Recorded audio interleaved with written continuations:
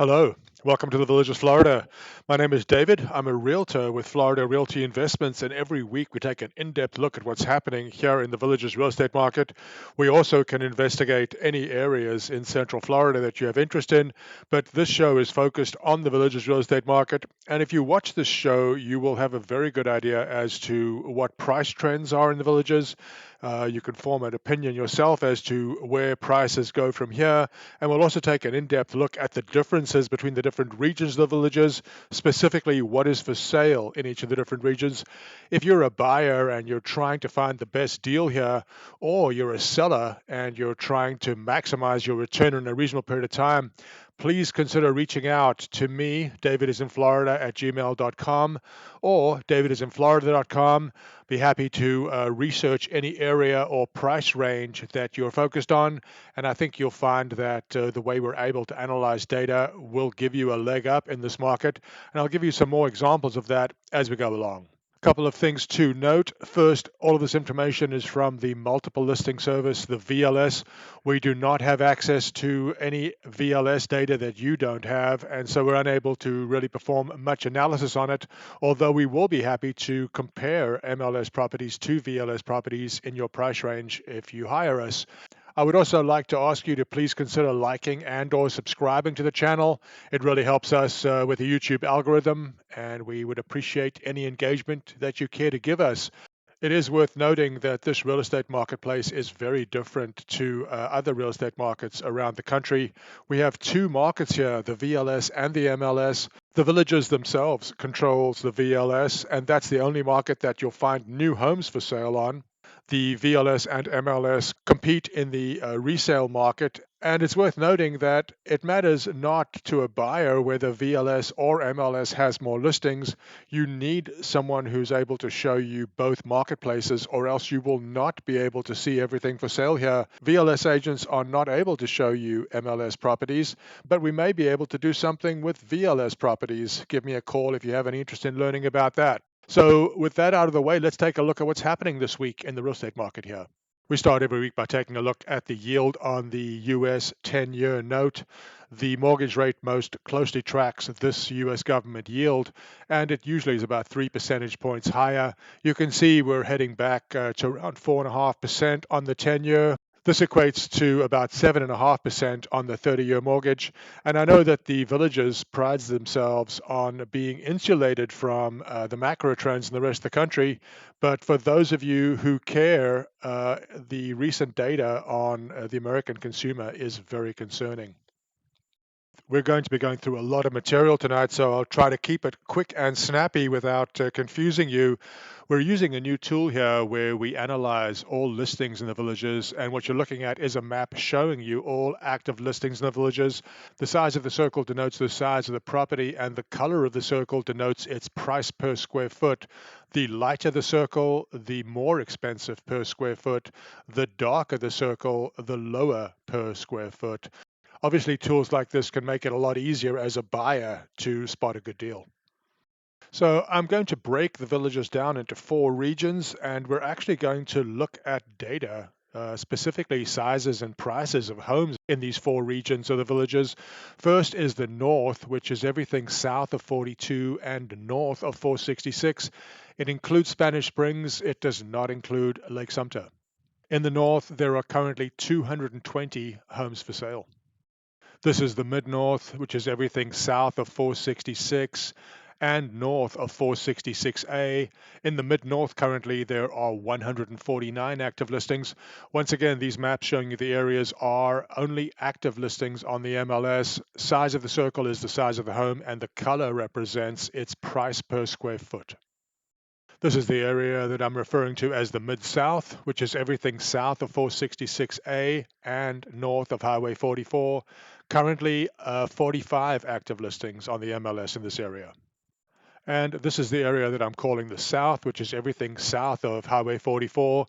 Currently, there are 62 properties for sale on the MLS here, and it does seem that MLS is starting to catch up to VLS in a number of listings in the South specifically. We're going to alternate between looking at the differences between the regions of the villages and looking at long-term trends. Here we're looking at 2 years of history as to how many listings were active in the villages real estate market on the MLS.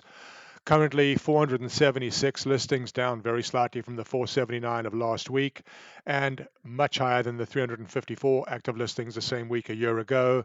Currently, prices in the villages range from 144.9, which is down from 174.9, to a house that's being offered for 2,395,000, which is the same price it was originally offered at. I've added a regression line on this graph to give you a rough approximation of a trend. We're going to take a look at the differences between the different regions of the villages in a second, but before we do, let's take a look at the villages as a whole. And we're seeing listing prices dip again this week, 259.84, the median listing price, compared to 261.42 of last week. And this is lower than the 261.76 of the same week a year ago. After holding steady for about a year, it certainly appears as if this real estate market is going to be seeing renewed pricing pressure. Just a quick look. This is the median time on the market for all active listings currently on the MLS, 41 days, up slightly from the 38 days of a week ago, and down slightly from the 45 days that was the median time on the market a year ago. So let's dive a little bit into the differences between the different regions of the villages. What you're looking at here is the entirety of the villages. You can see the smallest home, the median-sized home, and the largest home currently for sale. You can also see the least median and highest priced homes on the market currently. In the graphs at the bottom, you can see the distribution by price and by size.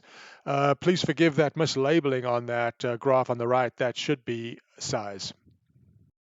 I do think the differences between the regions is noteworthy. Let's start with the north, where you can see that there are 220 active listings currently. You can see the smallest home, the largest home, the least expensive home, and the most expensive home. You can also see the distribution of prices and sizes in the north. Once again, that graph on the right is mislabeled. It should read sizes. This is the mid-north, 149 active listings. You can see that the least expensive home in the mid-north is 270,000, and the most expensive home in the villages is in this region. It is just under $2.4 million. So now we'll move to looking at the Mid-South, where you can see there are only 45 active listings. You can see the median size of 1,865 square feet, and the most expensive home in the Mid-South on the MLS currently, $1.1 million. And this is the South, 62 active listings on the MLS currently. The smallest home for sale there is under 1,000 square feet. The largest is over 2,600 square feet. Prices in the South on the MLS range from $245,000 to just over $1 million. This map can be confusing, so I've segmented it by price, and let's take a look where the different priced homes are in the villages. These are all of the homes that are for sale for under 100,000. These are the four that are for sale between 100 and 200,000. These are between 200,000 and 300,000. These are between 300,000 and 400,000. These are between 400,000 and 500,000. These are the homes on the MLS between 500,000 and 600,000, between 600,000 and 700,000, between 700,000 and 800,000, 800,000 to 900,000. These are the homes for sale between 900,000 and a million. These are the homes between a million and $1,250,000. And these are the homes over $1,250,000 in the villages. This is the graph that will ultimately determine prices, I think. This is showing us the number of new listings and the number of homes going pending every week. Last week, there were 31 new listings and 36 homes went pending. The previous week, 57 new listings and 34 homes went pending. A year ago, there were 47 new listings and 35 homes going pending for the same week. It is worth noting that the number of new listings fell by almost half this week. Obviously, if there are more new listings than homes going pending, you would expect prices to fall. And if there are more homes going pending than being listed, the opposite. Currently, we're in balance, but the inventory here is markedly higher than it has been in recent history. And just to finish the point, this is a graph showing you the difference between new listings and homes going pending. Numbers below that zero line are negative. It means there are more new listings and homes going pending. Numbers above the zero line are positive, meaning more homes going pending than being listed. We are barely above the zero line this week. There are 5 more homes going pending than being listed.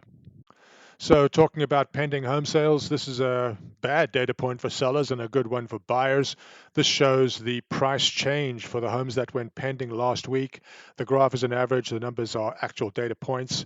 Last week, the median price reduction for the homes that went pending was almost 6% compared to 4.75% for the last week, and compared to only 4.64% as the median reduction for homes going pending a year ago.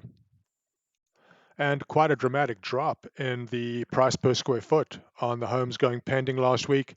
Median price of $252.36 compared to $271.04 previous week, and compared to $256.15 for the same week a year ago. This chart can be very misleading because obviously if very expensive homes go pending in one week and very inexpensive homes go pending the next, then the data would not be comparable. Now let's look at sales. These are homes that closed last week. 42 homes closed last week compared to only 34 the previous week, and about the same as the 40 that closed the same week a year ago.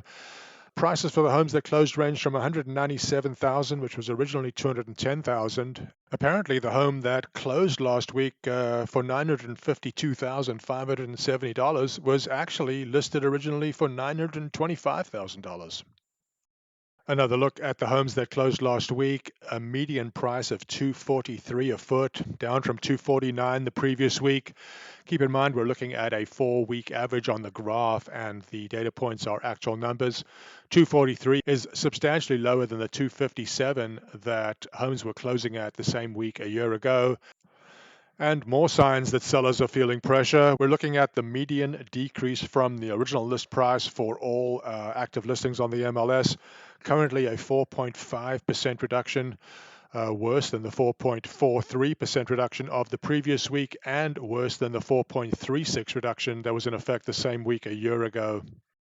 If you think that our approach could help you as a buyer or a seller to maximize your return, please reach out to me at DavidisinFlorida@gmail.com or through our website at DavidisinFlorida.com.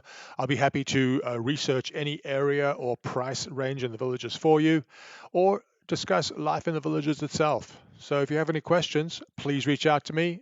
I hope to hear from you. Take care.